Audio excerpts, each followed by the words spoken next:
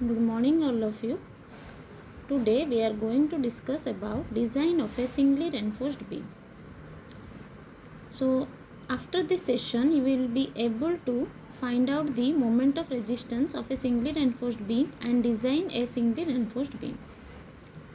Let us consider the section of a singly reinforced beam having width B, effective depth D, that is the distance from top compression fiber to the center of the reinforcement, then overall depth D, and the assumed neutral axis which is denoted as XU. This is XU is the depth of neutral axis from the extreme compression fiber. It is singly reinforced, so here reinforcement is provided in the tension zone of area AST. Then let us draw the strain diagram.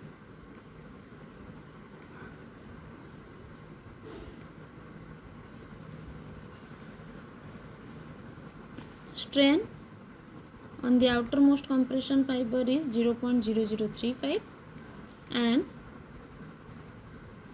strain in steel should not be less than 0.87 Fy by Es plus 0.002.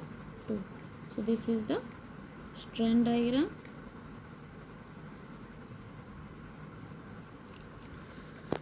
Then come to the stress strain curve of concrete.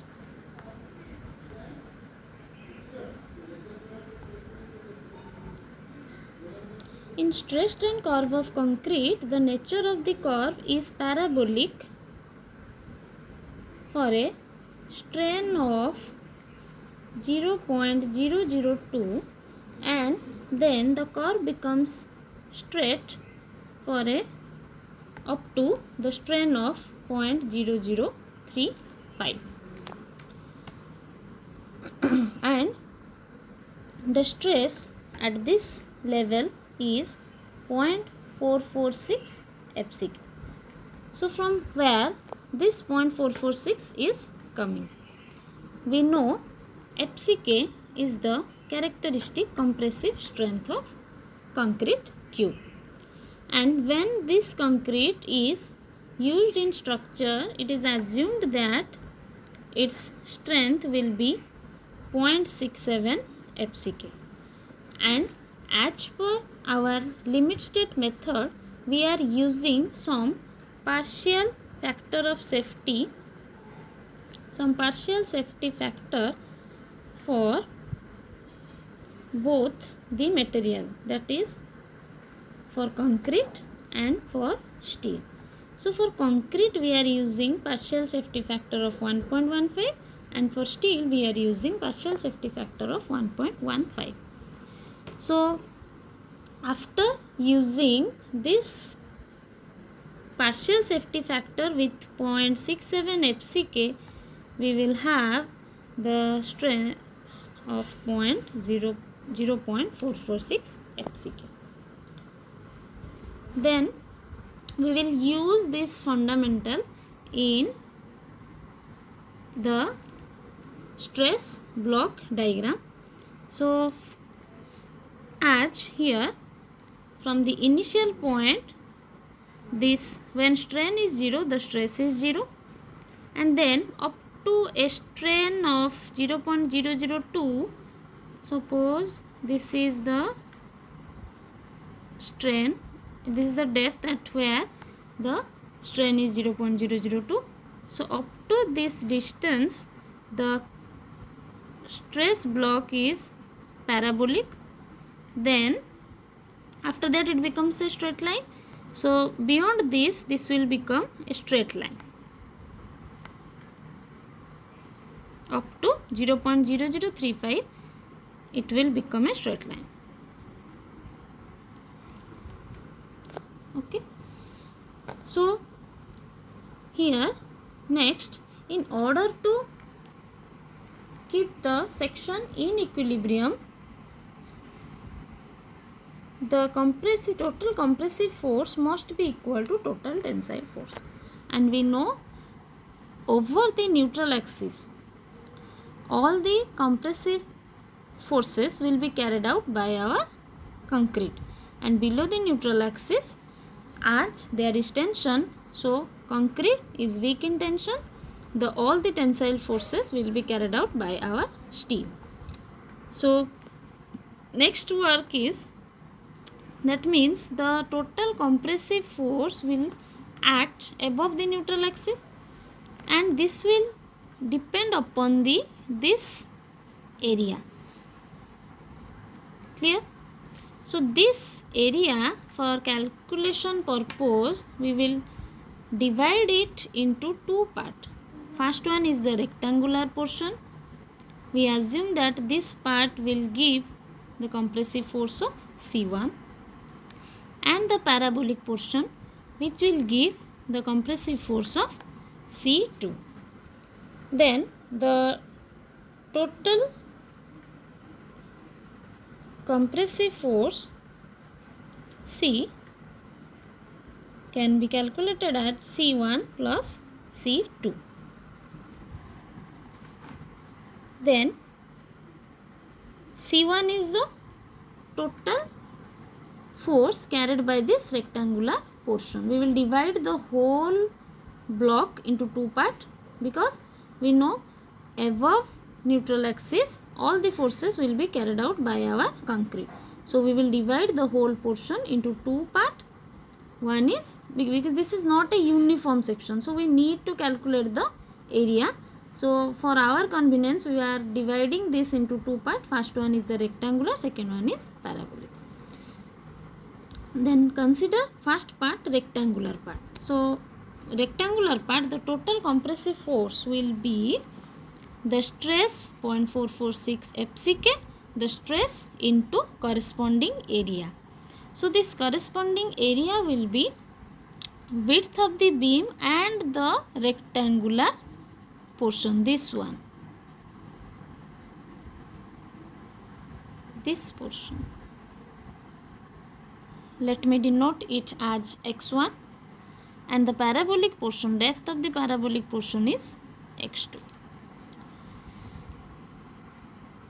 So before calculating the total compressive force, first we need to calculate this depth of rectangular portion and the depth of parabolic portion.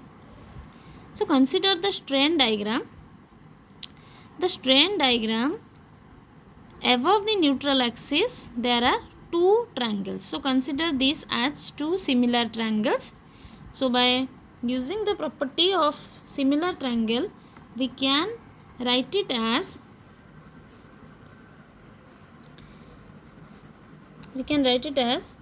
from the triangle, from the bigger one, we can write it 0.0035 divided by this total depth is xu. So we can write 0.0035 divided by xu must be equal to the smaller triangle, that is 0.002 divided by x2. Clear? So this is 0.002 by x2. Then x2 will be equal to 0.002 divided by 0.0035 xu. This will be 4 by 7 xu. That means this distance is 4 by 7 of xu. So after calculating 4 by 7 xu, now we can calculate what is our x1. So this x1 can be calculated by subtracting x2 from the total xu.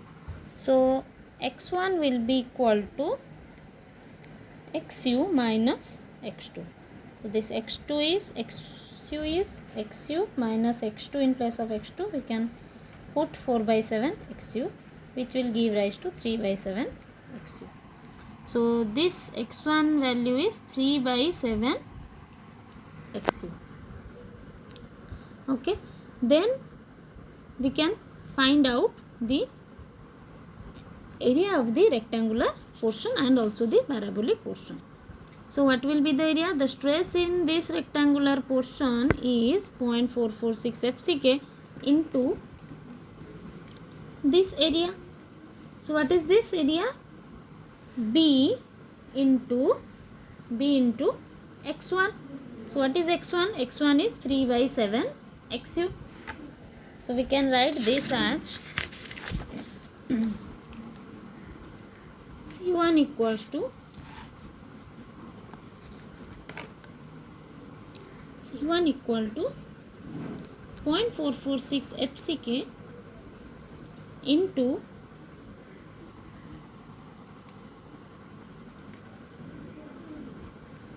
B into x1. So in place of x1, 0.446 FCK into B, x1 is 3 by 7 xu. So this will be 0.19 FCK B xu. Then come to the C2 force. C2 is the compressive force which will be calculated from this parabolic portion. Here, so this parabolic portion, this area will be considered the stress. This area will be considered as 2/3 of the rectangular area of rectangle. 2/3 of the area of rectangle. So the stress here is, so in the parabolic portion the stress is 0.446 FCK and the area will be 2/3 of B into x2. Its depth is how much? The parabolic portion depth is x2. So in place of x2 we can write 4 by 7 xu. So the total area will be 2/3 of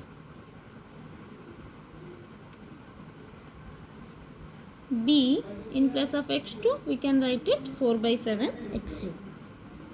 Okay.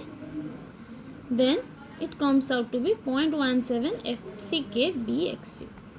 So now our total compressive force will be C1 plus C2, which is equal to 0.36 FCK B xu. So this is equation 1. Okay. The next part is, what is the position of this compressive force? The C1 is acting here.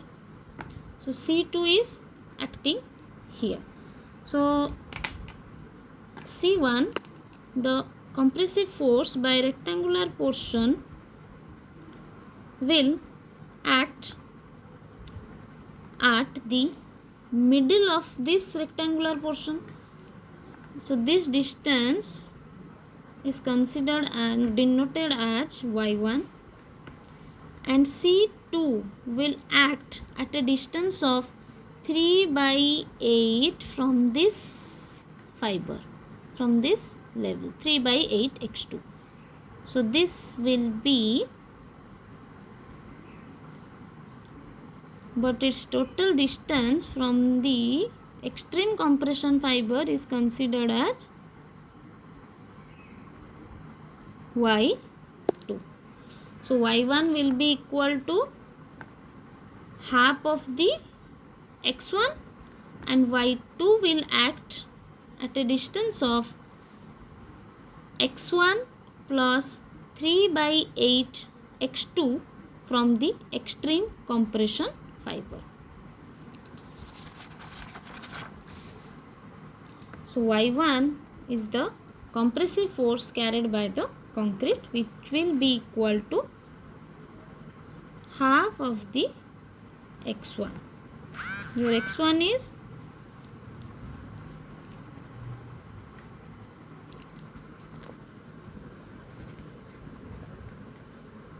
3 by 7 xu, and this will be equal to 3 by 14 xu, and y2 is the line of action of the position of the your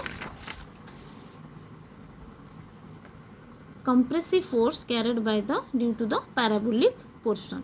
So this will be equal to 3 by 8 x2 plus x1 from the extreme compression fiber. So this will be equal to x1 plus 3 by 8 of x2. So x1 means 3 by 7 xu and x2 is 4 by 7 xu.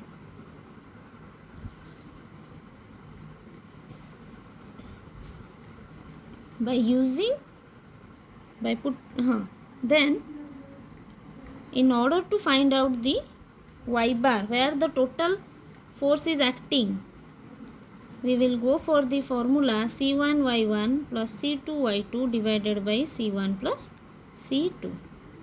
What is C1?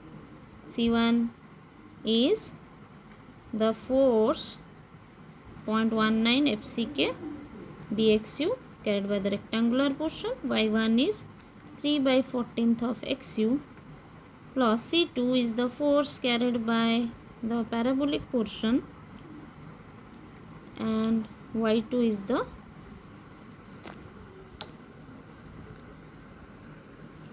is 3 by 7 XU plus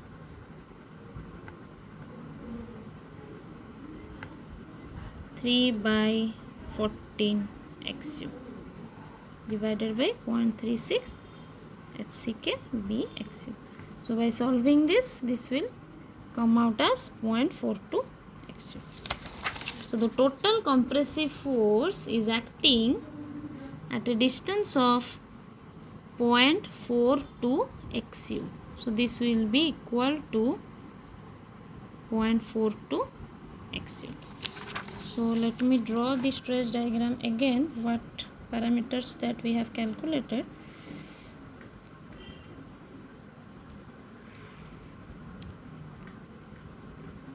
This 0.446 FCK. This one is the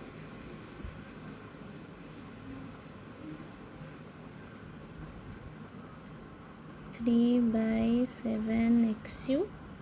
This is 4 by 7 XU. Total compressive force is acting at C. This is equal to 0.36 FCK BXU, and it is acting at a distance of 0.42 XU. So this is that we have calculated up to this. Then what is the total tensile force? The total tensile force will be stress. The total tensile force will be stress into area. So what is the stress? The stress is the yield stress is Fy, but for limit state method we are assuming that a partial safety factor of 1.15. So it will give us 0.87 Fy. This is the design value, and T will be equal to, total tensile force will be equal to 0.87 Fy stress into area. This is the area of the steel AST. By multiplying these two, we are getting the total tensile force. So the total tensile force will be equal to 0.87 Fy AST. Now, in order to keep the section in equilibrium, total compressive force must be equal to total tensile force. So total compressive force is 0.36 FCK B XU. Total tensile force is 0.87 Fy AST. So from this, the total depth of neutral axis XU can be calculated as 0.87 Fy AST divided by 0.36 FCK B. Then come to moment of resistance. So this moment of resistance is nothing but the moment carrying capacity of the section, and we can find out the moment of resistance of a section by multiplying the compressive force or tensile force with the lever arm of the section. So in this case, what is our lever arm? So lever arm is the distance between the line of action of compressive force to the tensile force. In this figure, this is the total tensile force. This distance will be the lever arm. The total depth is effective depth D. Lever arm is the line of distance between line of action of compressive force to the tensile force. So this will be equal to D minus 0.42 XU. Okay. The moment of resistance can be calculated as total compressive force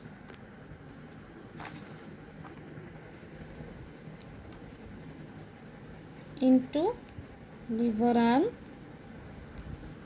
or total tensile force into lever arm. So total compressive force into lever arm will be equal to 0.36 FCK. BXU is our total compressive force multiplied by lever arm, that is D minus 0.42 XU. Or we can calculate it as total tensile force, that is 0.87 FY AST multiplied by our lever arm D minus 0.42 XU. So in this manner we can find out our total moment of resistance. Thank you.